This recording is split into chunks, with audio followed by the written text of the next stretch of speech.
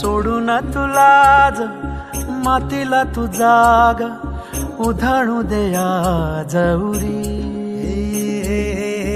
उजाडू दे आज साकड हे माग होऊ दे पहाट नवी. आता होऊन जाऊ दे साऱ्या जगाला पाहू दे पडू दे पाऊल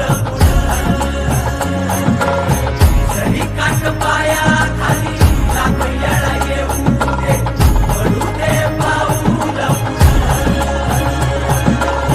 मोठी लढाई र लढू मातीसाठी र गड्या मनगटाचं जोर लावून.